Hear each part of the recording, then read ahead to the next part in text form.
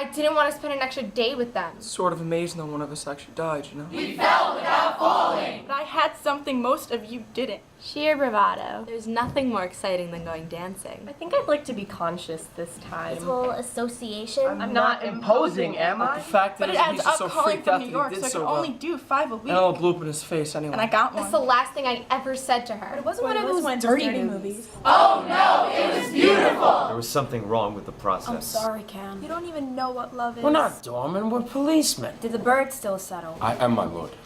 As well derived as he has well possessed, my love is more than his. And there was this one part where the girl's father forbids her to see her lover, and he locks her in her room. So what are you gonna do? Things will be different now, huh? I really feel like smacking the shit out of you. I am the stumbling, voiceless stick. Only flirt with those you intend to refuse. Then you acquire a reputation for invincibility while slipping safely away with the lover of your choice. So romantic. I am a stumbling, voiceless stick. Gotta admit they're beautiful, though. I am beloved of beauteous Hermia. Why should not I then prosecute my right? With a great big sword. And you say self. Self's all I ever think of. With a great big sword. Me and Johnny were meant to be together. I'd be where he is. God. Mama gets horribly angry. I didn't even care if I got sick. I was just having a vision then. The guy running it knew I was on a quest. I swear. Hello, my name is Sarah Goodman, and I am proud that I am an alcoholic. You will be the hero come to save me. Always and forever, world without end. You will be the hero come to save me. I was above things somehow. I was born somewhere off in a faraway sky. Get them to write letters. It was like, today I will kick some shock drop ass. Beautiful breasts are beautiful. I was going for the record that day. Nobody had done the shock drop more than 10 times. Certainly not in Luna Park anyway. At first it was just routine. I just wanted the thrill of testing myself the way I always did. But then I got fierce about it. Like Lance Armstrong or something. I didn't even care if I got sick. I would wear my sickness with pride. I took over the ride.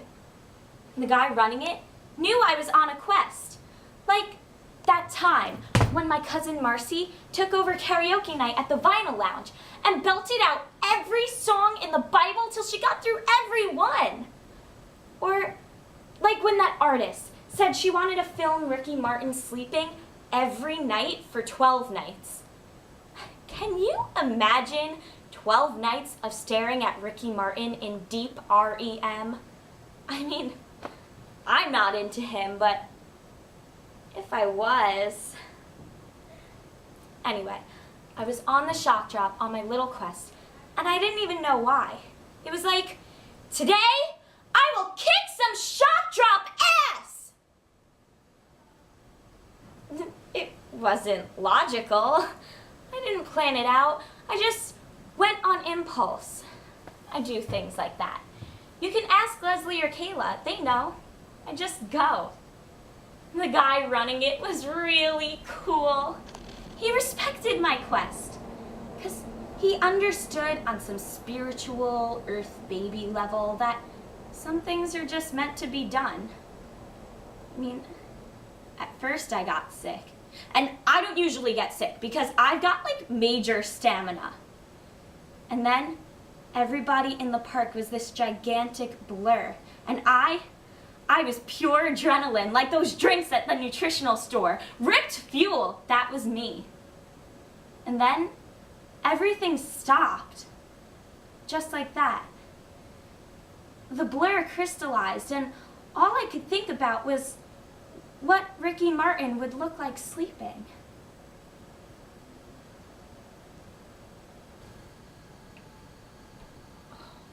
Oh my God, when did this happen? Why do they do this to people? There's probably one woman in this entire theater who looks like that. That one woman is sitting up tall and proud while the rest of us are shrinking. Gotta admit they're beautiful though. Beautiful breasts are beautiful. The female form is beautiful. I have a female form.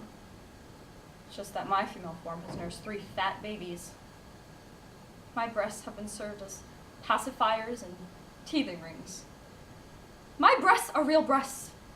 Real. Saggy. Ruined. how much footage can they take of one woman's breasts? So when she throws up her arms, they bobble up and down. Big deal. Toss up a cabbage, that'll come down too. Why don't they just show us 15 minutes of coleslaw? Slow motion. Only a male director would do that. Only a male director would ever assume that an entire audience would be interested in watching footage of one woman's breasts.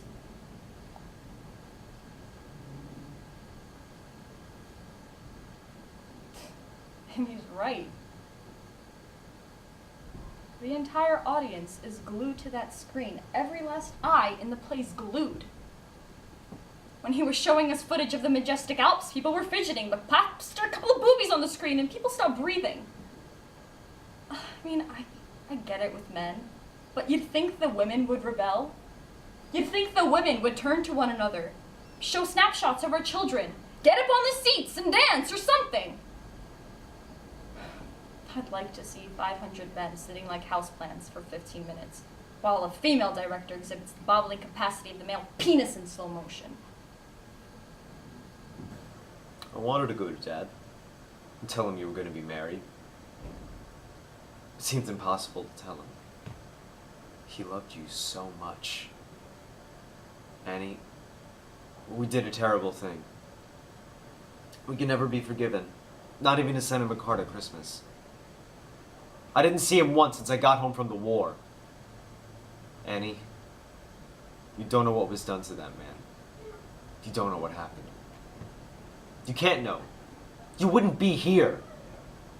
Dad went to work that day, and the night foreman came to him and showed him the cylinder heads. They were coming out of the process with defects. There was something wrong with the process. So Dad went directly to the phone and called here and told Joe to come down right away. But the morning passed. No sign of Joe. So Dad called again. By this time, he had over 100 defectives. The army was screaming for stuff, and Dad didn't have anything to ship. So Joe told him, on the phone, he told him to weld, cover up the cracks in any way he could and ship them out. Dad was afraid. He wanted Joe there if he was going to do it, but Joe can't come down. He's sick. Sick! He suddenly gets the flu. Suddenly. But he promised to take responsibility. Do you understand what I'm saying? On the phone, you can't have responsibility. In a court, you can always deny a phone call, and that's exactly what he did. They knew he was a liar the first time, but in the appeal, they believed that rotten lie. And now Joe is the big shot, and your father is the patsy. So what are you gonna do? Eat his food? Sleep in his bed? Answer me. What are you gonna do?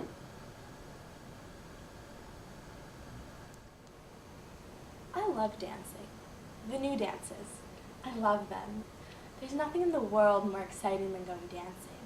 You drive off to a do at the assembly room, say, or to someone's wedding. You're simply dripping scent and hothouse flowers. You're dressed up like a drawing in a fashion magazine, or a toy, a man's toy. You sit prettily. You feign disinterest in the proceedings. Inside 10 seconds, some young fellow is materialized at your shoulder. He mutters, "May I have the pleasure of this dance?" The pleasure of this dance. If he looks as if he can tell funny stories, or better yet, if he's an army man, you lower your eyelids fractionally and reply, "Why, yes, you may." Never take students, poets, or clerks. Stick out for an army man with a great big sword, and epaulets, and a mustache, and tiny little bells on his spurs that go tinkle tinkle as he strides across the room. I love the sound of a young colonel as he buckles his sword. It's like thunder crackling in my heart. I want an army man. Ugh. I don't want some pudding in a dull civilian suit. I'd sooner die. You know, most women sit at dances with their doughy old legs crossed. I can't think why. It's such fun, and it's not difficult at all. At first I was a bit embarrassed in front of my tutor, a Frenchman actually, but inside 20 lessons I learned everything perfectly. That is because I'm smart and I learn quick. The other girls don't because they're stupid, dim-witted, and lack the beneficiaries of a decent education. My dancing master touches my knees. Mama gets horribly angry. But he has to do it. It's part of the course.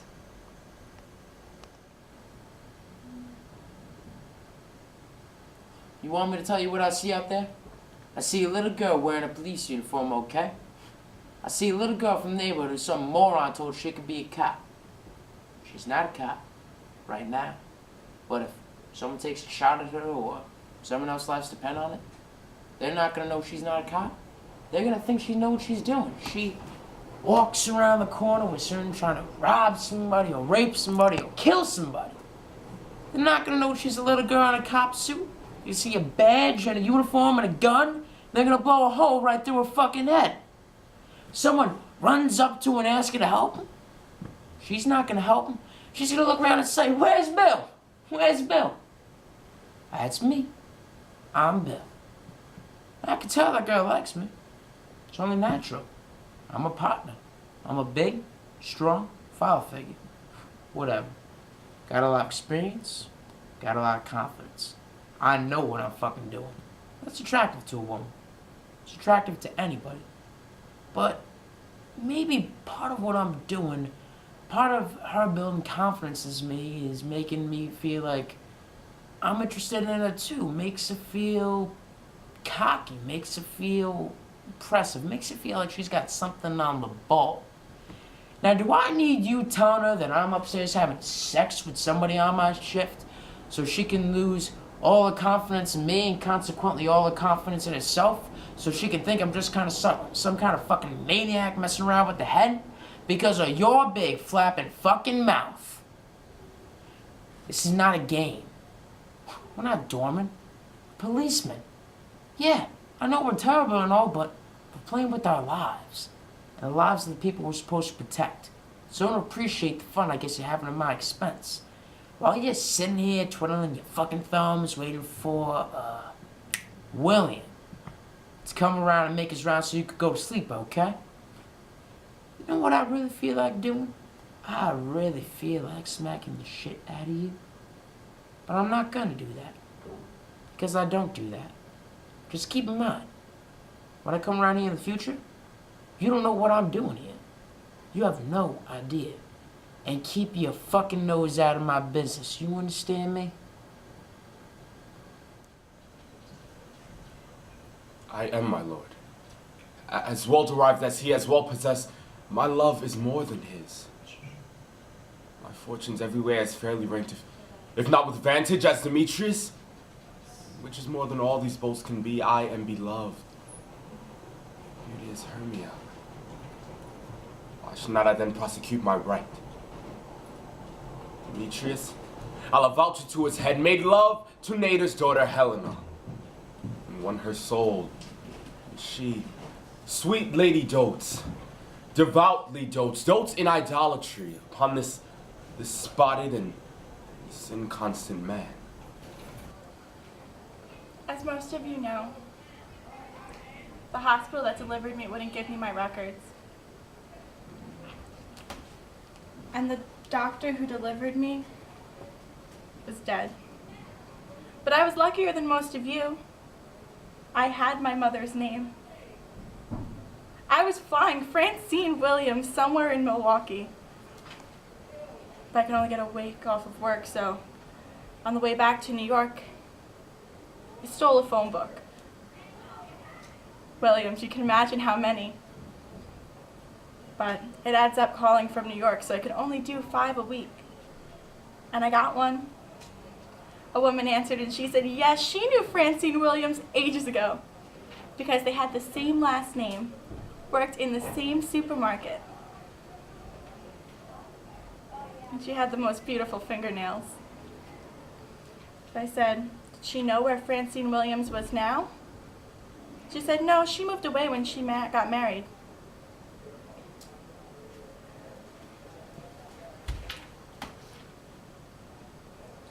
Where'd she move to?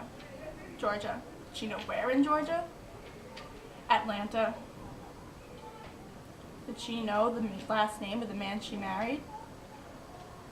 No, she said. He was a short white man. And I knew right away. My mother gave me up for adoption because she fell in love with a short white liberal. And they traveled a lot because he worked with the civil rights movement. And he marched with Dr. King, and my mother marched with Dr. King. Now, the one thing all my records say is race. Black. So I asked what shade Francine was. Could she pass for black? And she said, "Oh no, honey, that girl was as white as Snow White." And I said, "Well, how white is that?" She hung up.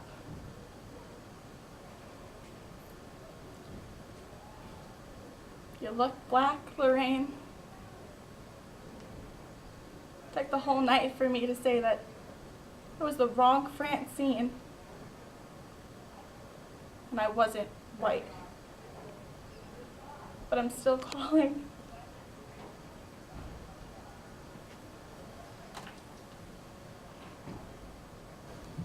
I'm sure it is.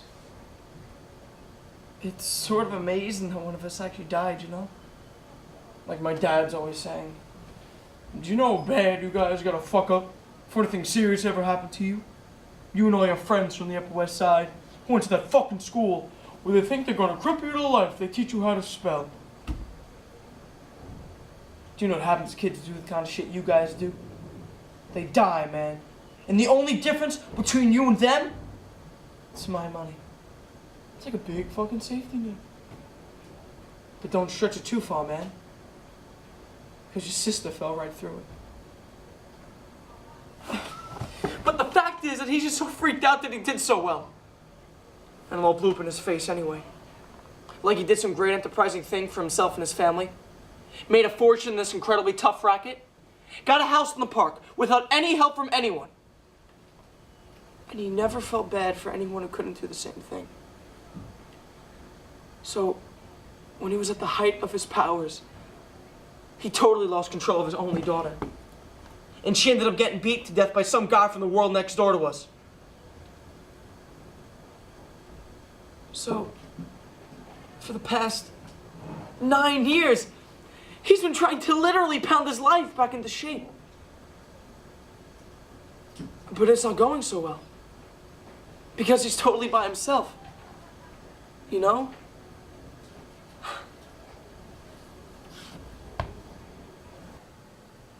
I found a stick upon the sand today, washed upon a wave's edge, milked with foam. The leaves were gone, the pretty green eaten away. I thought about the tree from which some hand had torn it. Did it still feed from its long, snug roots? Did the birds still settle? Did the sun still shine? I'm a stumbling, voiceless stick, a twig of being crudely seized and carried away. Did I wish to come? It did not matter. I was washed along in the current of his wish.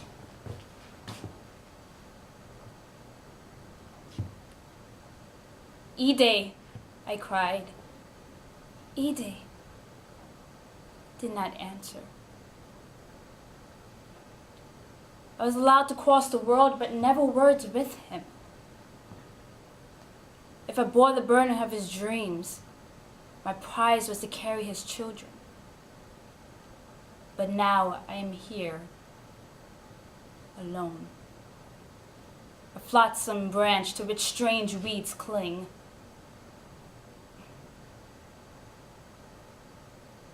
William whittles at me with his axe edge of his wanting. His fingers lace their man, strings through my feeble wrists and feet. I'm more of a woman here than I ever was at home.